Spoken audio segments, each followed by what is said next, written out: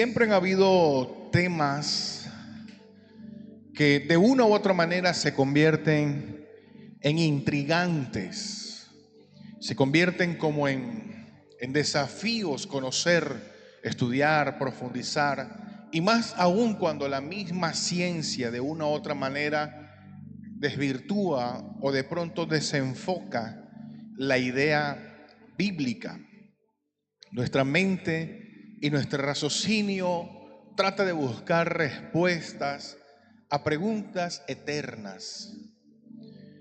Y Dios es un Dios justo. ¿Cuántos creen conmigo eso? Él no hace nada al azar. Dios es un Dios de propósitos. Y cuando Dios nos creó con nosotros un propósito. Y aun cuando ya Adán y Eva pecaron, ya Dios tenía un propósito con el ser humano.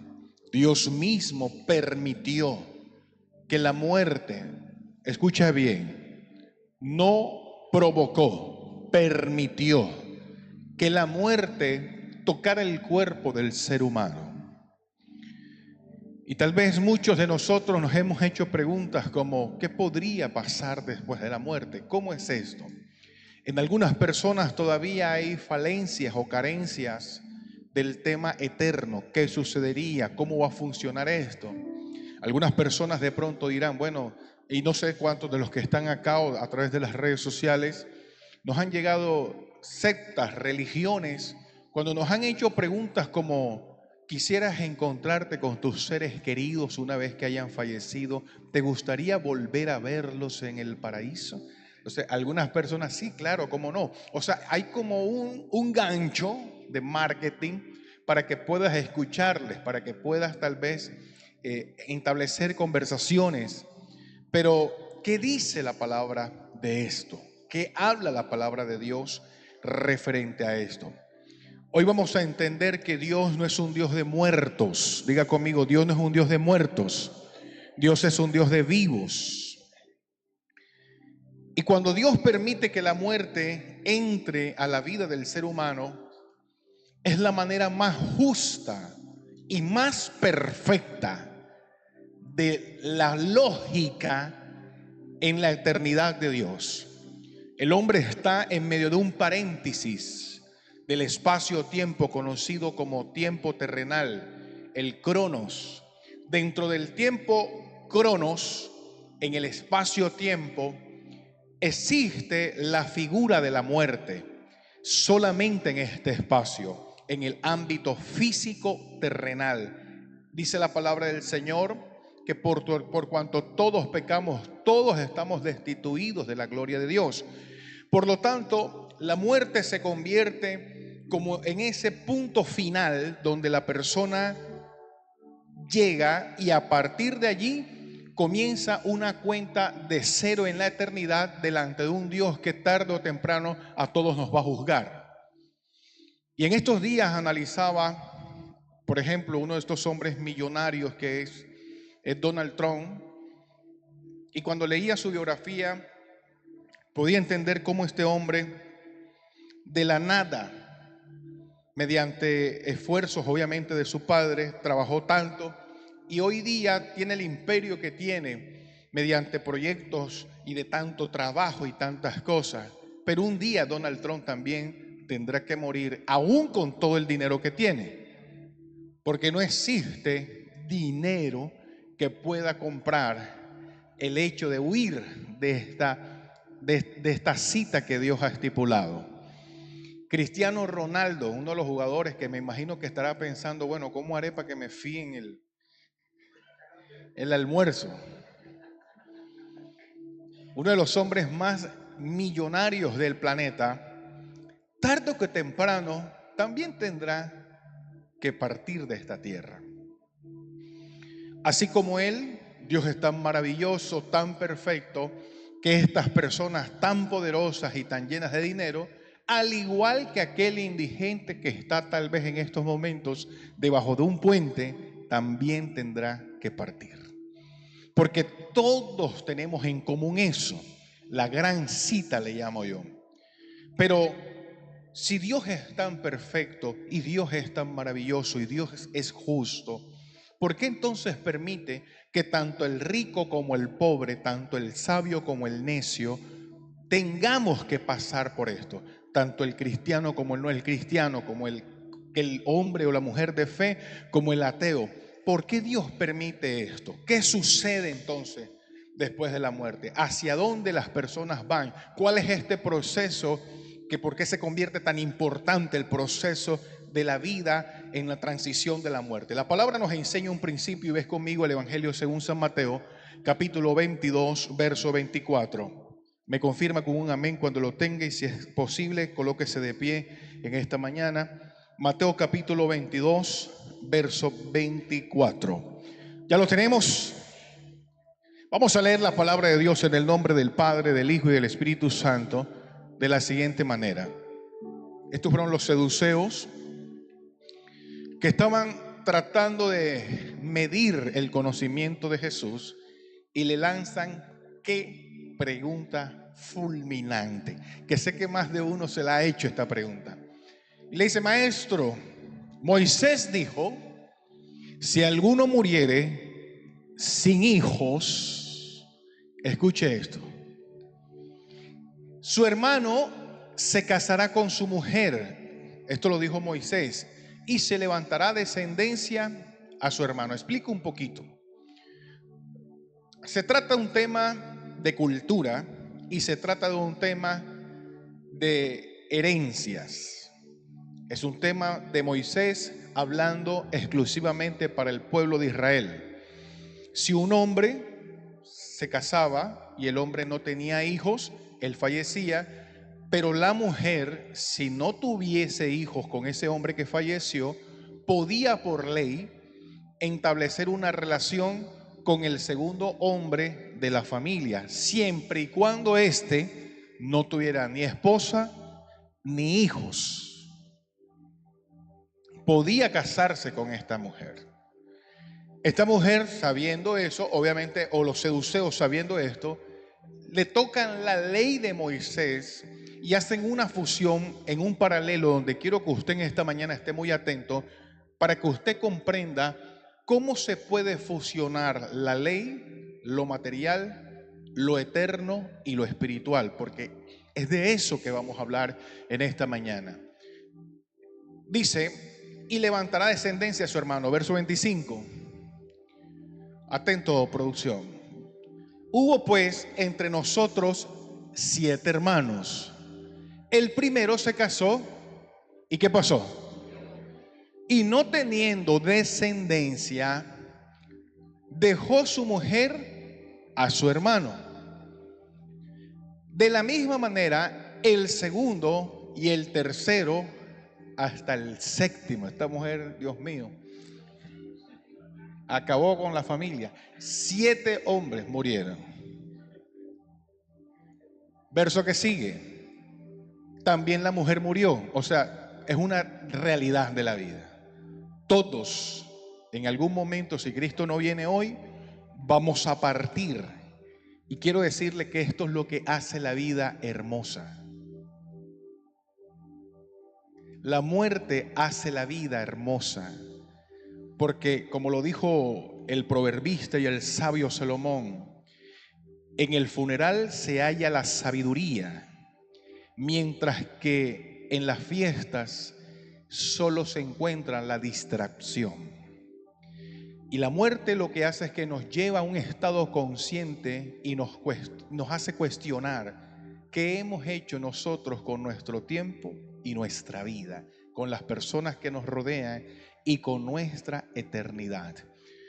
Esta mujer también murió, dice la palabra, verso 28. En la resurrección, diga conmigo, Jesús creía en la resurrección. Dígalo así conmigo, Jesús creía en la resurrección porque Él es el dador de la vida. Y estos hombres le preguntan, pues, ¿de cuál de los 7 será ella mujer, ya que todos la tuvieron? O sea, tremenda pregunta. ¿Sí o no? Se casó con los 7, legalmente hablando, según la ley de Moisés. Y cuando todos murieron, aún la mujer, al levantarse, ¿es esposa de quién? Verso que sigue. Entonces respondió Jesús y le dijo: erráis. ¡Qué error! El error está en dos conceptos. El primero, ¿cuál es? Ignorar las Escrituras. Y el segundo es el poder de Dios. Póngase cómodo en esta mañana. Déjame el texto allí. A ver, ¿qué son las Escrituras? Es la palabra de Dios. Todo está escrito allí. Lo que fue, lo que es y lo que será. En las Escrituras nosotros, dice la palabra, os parece que hallaremos la vida eterna. En las Escrituras nosotros conocemos a Dios. Sin las Escrituras, ¿cómo usted podría adorar a Dios si no conoce a Dios en el momento de no entender o leer la palabra? Las Escrituras nos dan testimonio de Dios. Nos enseña qué fue antes de lo visible. Todo está en la Escritura. Ahora, si tú ves las Escrituras desde el punto de vista lógico, entendible, racional, con tu forma de pensar, va a ser un libro más. Por lo tanto, necesitamos Escrituras y ¿qué cosa? Y el poder de Dios. Porque el poder de Dios es lo que nos hace entender las Escrituras.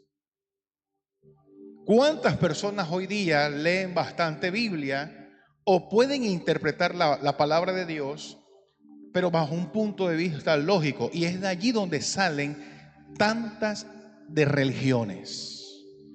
Una de ellas es la que yo le comentaba ahorita. Una de las religiones también que habla de esto son los mormones, aparte de los testigos de Jehová. Los mormones, ellos mencionan y dicen que cuando una persona muera, se va a reunir con sus seres queridos una vez que fallezca. Entonces, ¿tú te imaginas a un esposo y una esposa que pasaron en la tierra peleando toda la vida? Imagínatelo por la eternidad.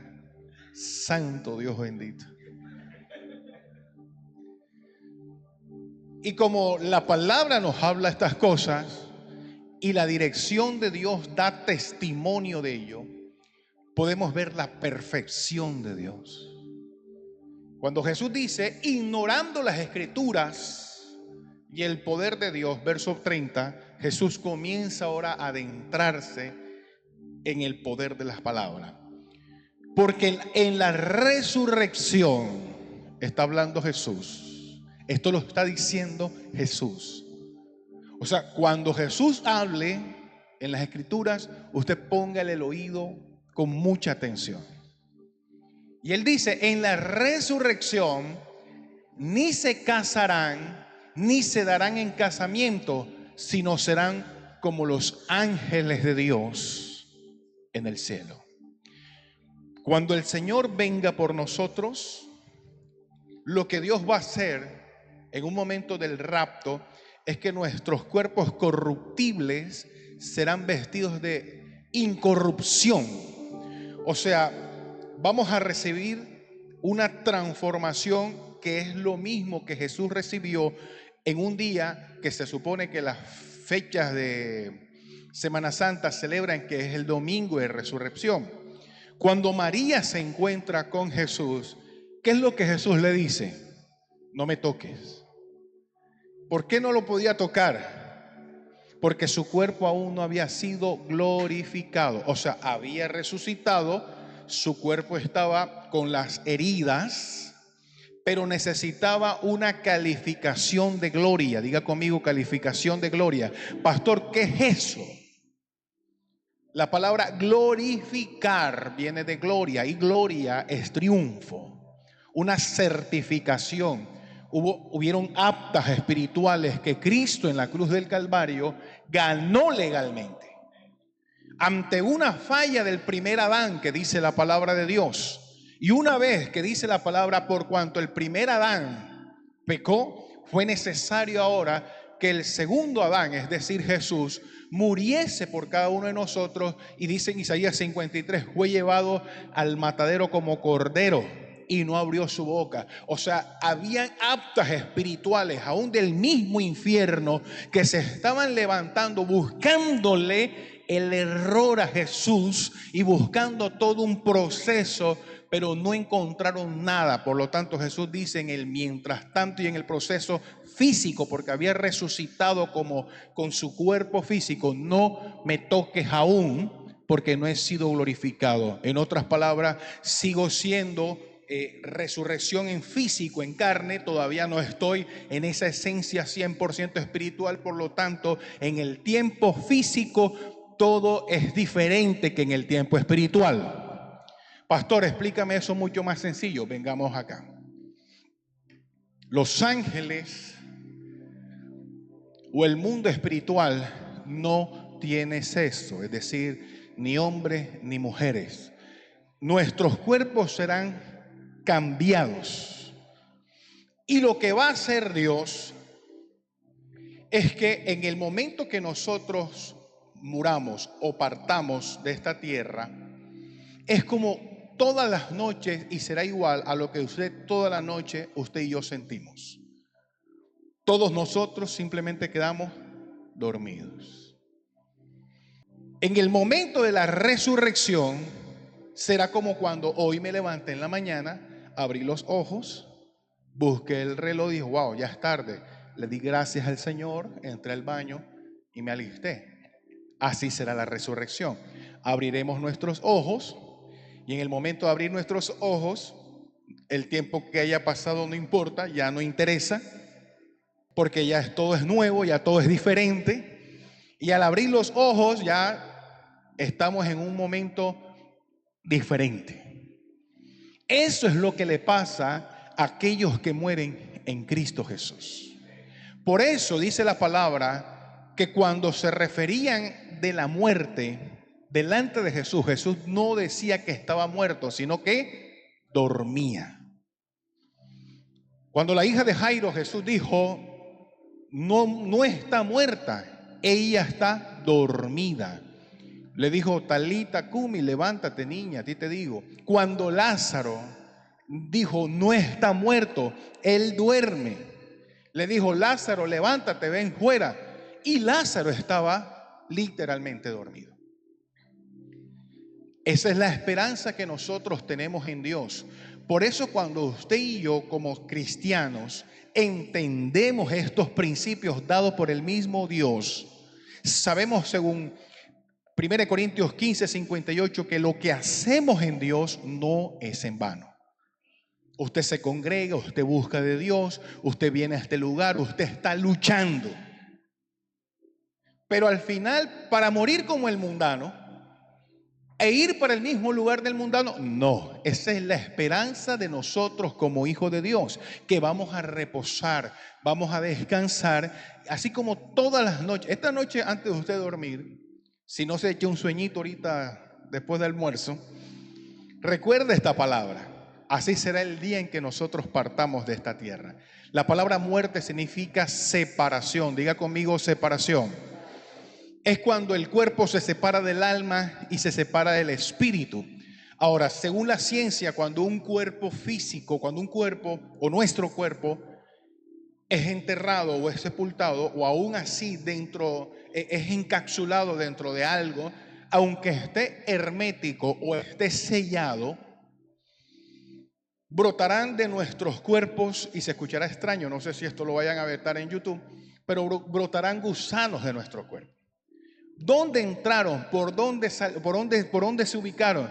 Desde que nacemos, lo que usted conoce como parásitos, microbios, bacterias, todas estas cosas, tienden a tener una cierta metamorfosis, tal cual la oruga se convierte en mariposa. O sea, nosotros nacimos con un reloj en contra. Hay un cronómetro que va de mayor a menor. Cuando le pregunten cuántos años tiene, usted no diga, no, tengo tanto. No, o sea, usted cuente quizás la misericordia de Dios de lo que nos queda. Entonces, cuando una persona fallece, en ese momento la persona no siente nada. ¿Qué va a sentir? Si ha habido una separación, su estado consciente, su alma fue separada. su espíritu, que es el espíritu que Dios da, los que nos mantiene con vida, fue separado. Ese fue ante la presencia de Dios, porque dice la palabra que fue Dios quien lo da, el soplo de vida. Pero el alma, el estado consciente, solo duerme. En el verso que sigue, dice la palabra: pero respecto a la resurrección de los muertos, dice Jesús, ¿no habéis leído lo que os fue dicho por Dios cuando dijo: yo soy el Dios de Abraham, el Dios de Isaac y el Dios de Jacob? Diga conmigo: Dios no es un Dios de muertos, sino de vivos. Dígalo una vez más: Dios no es un Dios de muertos, sino de vivos. ¿Cuántos vivos hay aquí? Dale un aplauso al Señor. Dios no es un Dios de muertos. Ahora analicemos este texto porque suena un poco contradictorio. Si Dios es un Dios de vivos y no de muertos, ¿qué pasa con Abraham, con Isaac y con Jacob, que ya han muerto supuestamente, o según el lenguaje físico, han fallecido o han dormido algunos cientos o miles de años antes de que Jesús diera esta palabra? ¿Qué sucede con ellos? Vamos a la palabra aquí mismo, en el Evangelio según San Lucas,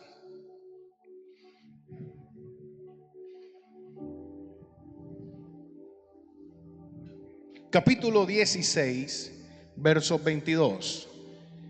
¿Hacia dónde va un hijo de Dios cuando fallece? Pregunto, iglesia. Va a descansar, va a reposar. Vamos a ver qué sucede en las mismas palabras dichas por el mismo Jesús en el mundo paralelo, es decir, tanto el Hijo de Dios como el no Hijo de Dios. Va a saciarse de las migajas que comían, que caían de la mesa del rico, y aún los perros venían y le lamían las llagas. Verso 22. Y aconteció que murió el mendigo y fue llevado ¿por quién? Al seno. Y murió también el rico. ¿Y qué pasó con el rico? A ver, yo quiero que usted entienda. Aquí hay dos cosas que debo explicar. ¿Por qué menciona a Abraham aquí? ¿Y qué es el seno de Abraham? ¿Dónde un niño recién nacido se siente bien cómodo? Tomando la lechita de mami. ¿Sí o no? Ahí el niño, quítelo ahí para que haga usted. Ahora, no quiere decir que Abraham tenía seno. Lo que habla aquí en una manera figurativa o simbólica, que vamos a estar en un lugar de un descanso eterno, maravilloso, hasta que el Señor nos levante, nos resucite, en una paz, en una tranquilidad. A ver, ¿cuántos de los que están acá recuerdan cuando estaban en el cenito de mami? Usted no lo recuerda. Pero lo que sí sé con plena certeza es que el hecho de usted estar en el cenito de mami, eso le ayudó en el desarrollo de sus etapas emocionales. Le hizo sentir seguridad, le produjo afecto, le alimentó, su organismo estuvo pues nutrido. Entonces el seno de Abraham es una figura, y donde entra la palabra Abraham es por la promesa que Dios le dio a Abraham cuando le dijo: en ti serán benditas todas las naciones. Ahora, Dios le da una promesa a Abraham y le dice: en ti serán benditas todas las naciones. Hay una promesa. ¿Dónde está la ejecución de esa promesa? En la cruz del Calvario. Diga conmigo: hay una promesa y la ejecución está en la cruz del Calvario. Cuando Jesús dijo: consumado es, a partir de allí, dice la palabra del Señor, se rasgó el velo. La bendición de Dios cayó sobre la humanidad, pero sobre aquellos que dice la palabra en Juan 1:12, mas a todos los que creyeron en el nombre del Señor les dio Dios la potestad de ser hechos hijos de Dios. Entonces, cuando el mendigo muere o duerme, fue llevado por los ángeles al seno de Abraham, a un lugar de reposo mediante una promesa de salvación. Pero luego dice, y murió también el rico. ¿Y qué pasó con el rico? Fue sepultado. De salida hay ausencia de ángeles. Porque dice la palabra, y si usted lo lee en el Salmo 91, a sus ángeles enviará para que nuestros pies, porque los ángeles son servidores de aquellos que creemos en Dios. De salida aquí hay ausencia de ángel. Y lo segundo, sepultado. Verso que sigue. Y en el Hades, o sea, se supone que ahí debió haberse acabado todo, ¿sí o no? Cuando dijo, y sepultado, listo. Pero ahora viene la realidad de la vida, iglesia. La realidad de la vida no es lo que nosotros estamos viendo ahora. Ahora es solamente una sombra de lo espiritual. Ahorita mismo lo que nosotros estamos viendo es un entrenamiento, un ensayo. Esto es un pasatiempo. Lo real es lo que viene después de la persona fallecer. Y dice, y en el Hades, en el sepulcro, en la profundidad, alzó sus ojos. Y quiero que analices algo. Los hijos de Dios dormimos, descansamos. ¿Cuántos hijos de Dios hay acá? Pero los que mueren sin Dios entran en un estado de tormento. ¿Qué es entonces la palabra tormento? Yo le voy a decir algo. Se cree mediante el estudio que cuando una persona está en un estado de tormento, según esta historia que el mismo Jesús está redactando, es que la persona tiene hambre, tiene cansancio, pero no tiene un cuerpo físico para poder saciar esa hambre, ni tampoco formas de poder comer. A ver, ¿cuántos de los que están acá han durado 2 días sin comer nada? ¿Alguien lo ha logrado? Nada. 3 días. Bueno, 1 año. Solo imagínate 1 mes sin comer. ¿Cómo te podrías sentir? Pastor, mi cuerpo se adapta, se acostumbra. Te digo algo, hay una ansiedad. Tal vez tu cuerpo comienza a temblar y sientes hasta el punto que puedes perder la vida. Pero ese estado de tormento era lo que podría estar sintiendo este hombre. Ahora, ¿cuántos de los que están acá han sentido ansiedad, depresión, angustia? Suma todo eso, hambres, estrés, depresiones, angustias, temores, vacíos. Eso es lo que se llama tormento. Lo más interesante, que esto es eterno. Y te quiero, aprovecho y te señalo algo. Una cosa es el lugar de tormento y otra es el infierno. Porque el lugar de tormento, bíblicamente, es la salita de espera para entrar al infierno. Esto es duro, ¿yo? Y el dormir o el descansar es la sala de espera para luego estar en los cielos. Porque usted no va a estar en los cielos durmiendo. Los dormilones dirán, gloria a Dios, aleluya. No, pero en el cielo vamos a estar adorando a Dios. Pero el lugar de descanso es la sala de espera para los cielos. En estos momentos los infiernos, y escúcheme bien, no ha sido estrenado. Porque Dios hizo los infiernos para Satanás y sus ángeles. El infierno no ha sido abierto todavía. ¿Sabía usted eso? Ni tampoco el cielo. Los dos lugares están siendo preservados para después del juicio. Aquellos que creyeron en el Señor y después de haber reposado, ser levantados, Dios obviamente les dará lugar en los cielos por una eternidad. Pero los que murieron sin Cristo están en un lugar de tormento para luego ser juzgados delante del trono blanco.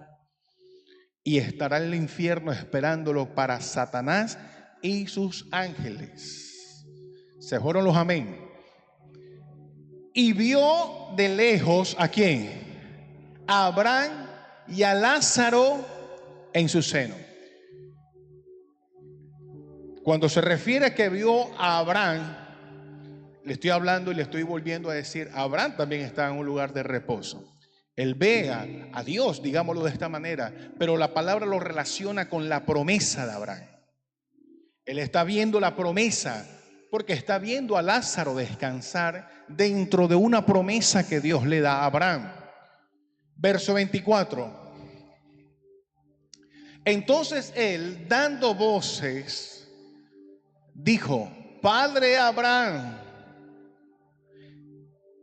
ten misericordia de mí y envía a Lázaro para que moje, diga conmigo mojar, pero mojar después de muerto. O sea, se supone que una persona ya dejó de existir. Agua, mojar, dedo, lengua, tengo sed, porque está en un lugar de tormento.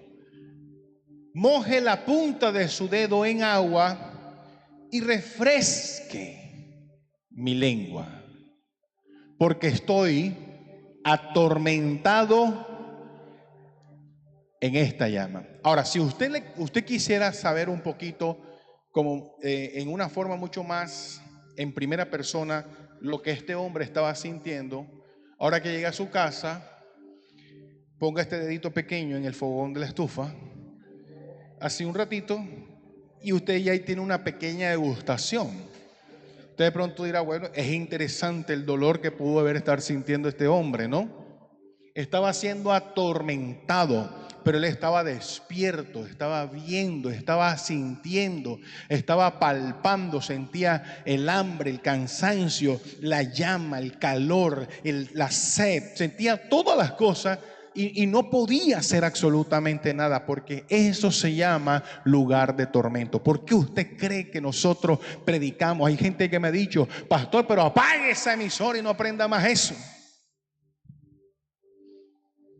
¿Por qué usted cree que aquí en los cultos nosotros le decimos, iglesia, busquemos de Dios? Porque esto le está hablando nada más y nada menos que el mismo Jesús. Hagamos las cosas bien.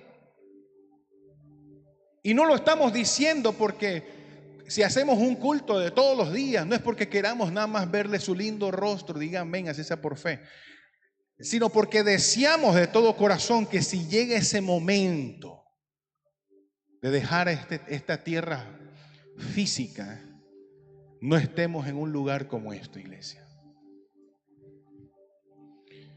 En el verso que sigue dice la palabra: pero Abraham le dijo, hijo, acuérdate. Dile al que tienes a tu lado, no olvides, somos olvidadizos. Somos olvidadizos. Somos buenos por olvidar, iglesia. Vea, más de uno, esta vez que el 31, 30 de diciembre que hicimos el culto de cada año de avivamiento, este año hoy es con todo, ya se les olvidó un poco lo que se prometió. Acuérdate. Y quiero que analices esto. ¿Por qué en el plano espiritual tiene que hablarse de bienes? ¿Por qué? ¿Por qué se tiene que mencionar la palabra bienes? ¿Por qué no le dijo, hijo, lo que pasa es que tú orabas poquito? Lo que pasa es que tú no estabas ayunando casi. ¿Por qué no le dijo eso, sino bienes? Fue lo primero que le sacó. Ahora vamos a la palabra. Este texto lo vamos a volver a leer ahora, pero vamos a meternos en Efesios capítulo 2, versículo 1. Efesios capítulo 2, versículo 1. Dice, y Él nos dio vida a vosotros cuando estábamos como muertos en qué? Delitos y pecados. Son dos cosas diferentes. Déjamelo allí, delito. Javier, ¿qué? A ver, son dos cosas muy diferentes, pero que al final las dos cosas tienen la misma consecuencia. El delito es creer, por eso te hablé de la palabra bienes, cuando el padre Abraham le dijo al rico, tus bienes tuviste. El delito es creer que tú tienes una casa, que tú tienes un carro. Pastor, pero ¿por qué delito eso si eso es mío? ¿Quién dijo? Dios te lo puso en la mano para que lo administrara, nada más. Pero siempre tienes que darle la gloria a Dios. Delito de delante de Dios, querer robarle la gloria a Dios. El cuerpo que usted tiene no es suyo. La Biblia dice que ese es templo ¿de quién? Del Espíritu Santo.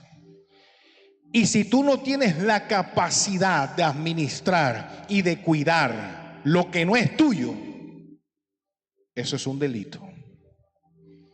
Por eso tienes que cuidar tu cuerpo. Un cristiano no puede andar tatuándose. Pastor, pero si ya llegué a la iglesia y tengo un tatuaje más grande que la bandera, mejor dicho, que el escudo del Ecuador en la bandera, que está así grande. Bueno, ya lo hiciste.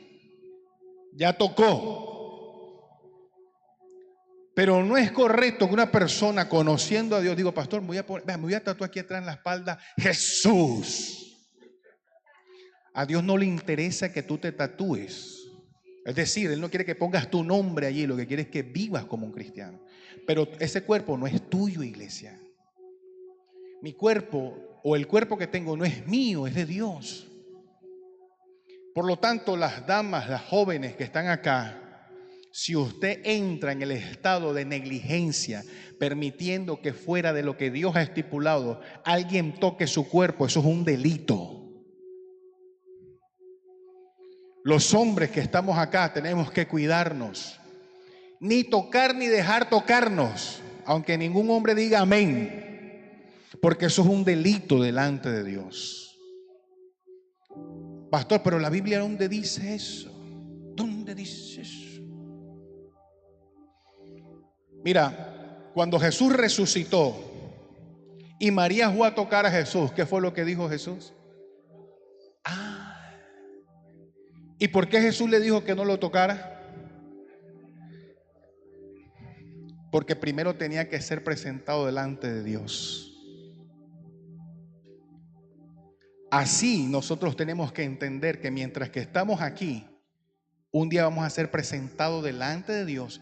Pastor, pero si yo fui peor que la mujer samaritana, ¿qué pasa? Eso fue en tu tiempo pasado. Por eso dice la palabra del Señor, las cosas viejas pasaron. Y el que era inmundo tenía que limpiarse y arrepentirse de su mal camino y ahora buscar a Dios. Pero si usted congregándose, buscando a Dios, anda por ahí en lo suyo, eso es un delito. Pastor, pero es que, y el pecado, la Biblia habla de 613 mandamientos dados para el pueblo de Israel y Moisés. ¿Cuántos recuerdan estos 613 mandamientos? ¿Cuáles son, Pai? Son 613. Cuando Cristo vino a la tierra y murió por nosotros, Él nos liberó a nosotros de esa ley de Moisés. O sea, tú ahora no necesitas hacer un cordero para que tu pecado sea absuelto. No, ya no. Ahora tú no necesitas, según tu pecado, primero porque no somos judíos, pero en el caso, según tu pecado, traer un animal. Entonces dice la palabra que el mandamiento de Dios se basa en lo que Dios le entregó a Moisés, que son 10. Las leyes de Dios son eternas. Dice su palabra, cielo y tierra pasará, pero su palabra no pasará. Esas leyes nunca pasarán. Amarás al Señor con toda tu mente, con toda tu fuerza, con todo tu corazón. Entonces hay gente que dice, lo que pasa, pastor, estamos en el tiempo de la gracia. Y esos graciosos se vuelan lo que Dios ha estipulado como una ley eterna para nosotros. Una cosa es la ley de Moisés y otra es la ley de Dios. Y el resumen de toda la ley son dos. ¿Cuáles son? Amarás al Señor tu Dios y al prójimo como a ti mismo. Eso es eterno, eso no va a cambiar nunca. Delitos y pecados, el verso 2. Producción, verso 2, atento. Y en los cuales anduviste en otro tiempo, siguiendo la corriente de este mundo, conforme el príncipe de la potestad del aire, el espíritu que ahora opera en los hijos de desobediencia. La sujeción es un principio de autoridad que la iglesia debe entender, porque nos llena de autoridad delante de Dios. ¿Cuántos dicen amén? Estamos en el verso 25. Pero Abraham le dijo, hijo, acuérdate de tus bienes en tu vida. Hay gente que los bienes lo apartaron de Dios. Ya no tienen tiempo para buscar al Señor, porque, pastor, ¿y cómo hago para pagar el arriendo? O sea, tú le estás diciendo a Dios que tú no dependes de Dios, sino de tus fuerzas. ¿Eso es lo que tú estás diciendo? Pastor, pero ¿cómo hago? Porque mis hijos, pastor, si yo en la casa yo no trabajo, mis hijos se mueren de hambre. O sea, tú le estás diciendo a Dios que Dios es injusto. Pastor, pero ¿qué hacemos? Cuando usted y yo entendemos las escrituras bajo la dirección de Dios, sabemos nosotros que a los que amamos a Dios, todas las cosas nos ayudan para bien. Si usted está pasando por necesidades y si usted está pasando por una prueba, quiero decirte en esta mañana que la única forma para salir adelante es la fe en Dios. Pastor, pero tú siempre me hablas de fe, pero a mí me toca trabajar. ¿De qué sirve que trabajes, tengas de todo y tu alma se pierda?